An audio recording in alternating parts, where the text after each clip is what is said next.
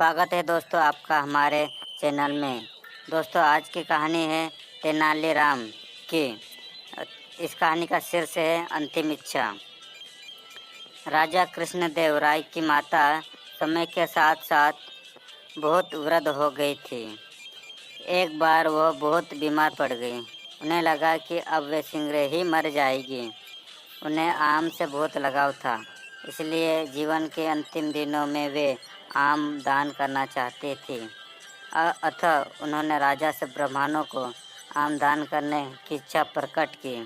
वह समझती थी कि इस प्रकार दान करने से उन्हें स्वर्ग की प्राप्ति होगी। कुछ दिनों बाद राजा की माता अपनी अंतिम इच्छा की पूर्ति किए बिना ही मृत्यु को प्राप्त हो गई।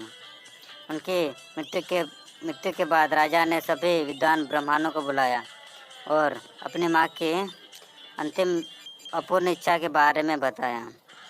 कुछ देर तक चुप रहने के पश्चात ब्राह्मण बोले, यह तो बहुत ही बुरा हुआ महाराज। अंतिम इच्छा के पूरा न होने की दशा में तो उन्हें मुक्ति ही नहीं मिल सकती।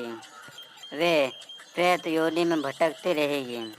महाराज, आपको उनकी आत्मा की शांति का उपाय करना चाहिए। तब महाराज ने उनसे अपनी माता की अंतिम इच्छा की पूर्ति का उपाय पूछा। ब्राह्मण बोले, उनकी आत्मा की शांति के लिए आपको उनकी पुण्यतिथि पर सोने के आम का दान करना पड़ेगा।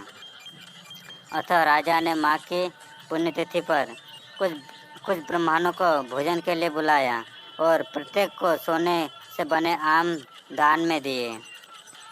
जब तेनालीराम को यह पता चला तो वह तुरंत समझ गए कि ब्राह्मण लोग राजा की सरलता तथा भोलेपन का फायदा उठा रहे हैं।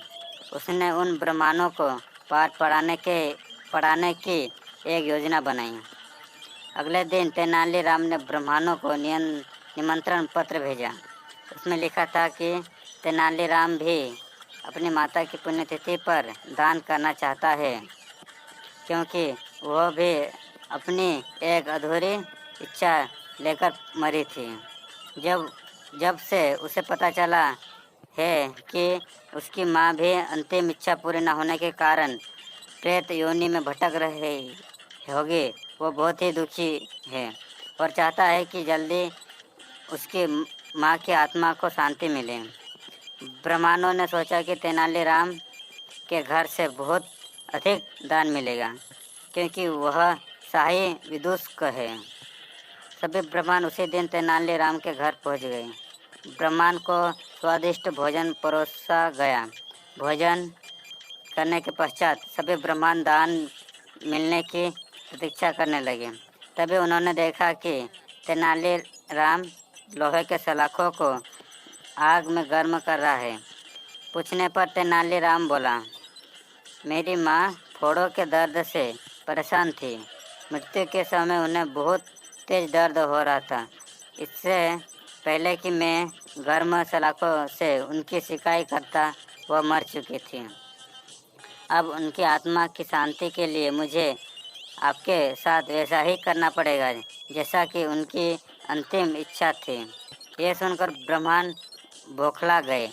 वे वहाँ से तुरंत चले जाना चाहते थे।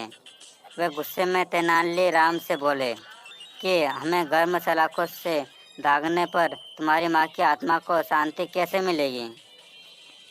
नहीं महाशय, मैं झूठ नहीं बोल रहा हूँ। यदि सोने के आम दान में देने से महाराज की माँ की आत्मा को स्वर्ग में शांति मिल सकती है, तो मैं अपनी माँ की अंतिम इच्छा क्यों नहीं पूरी कर सकता? ये सुनते ही सभी ब्राह्मण समझ गए कि तेनालीराम क्या कहना चाहता है। वह बोले, तेनालीराम, हमें क्षमा करो, हम वे सोने के आम तुम्हें दे देते हैं, बस तुम हमें जाने दो। तेनालीराम ने सोने के आम लेकर ब्राह्मणों को जाने दिया, परंतु एक लालची ब्राह्मण ने सारी बात राजा को जाकर बता दी।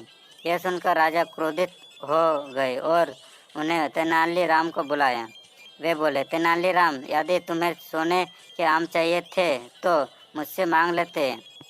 तुम इतने लालची कैसे हो गए कि तुमने ब्राह्मणों से सोने के आम ले लिए? महाराज, मैं लालची नहीं हूँ, अपितु मैं तो उनके लालच की प्रवृत्ति को रोक रहा था। यदि वे आपकी माँ की पुण्यतिथि पर सोने के आम ग्रहण कर सकते हैं तो मेरी माँ की पुण्यतिथि पर लोहे के गर्म सलाखे क्यों नहीं झेल सकते।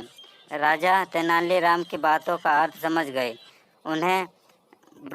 उन्होंने ब्राह्मणों को बुलाया और उन्हें भविष्य में लालच त्यागने को कहा।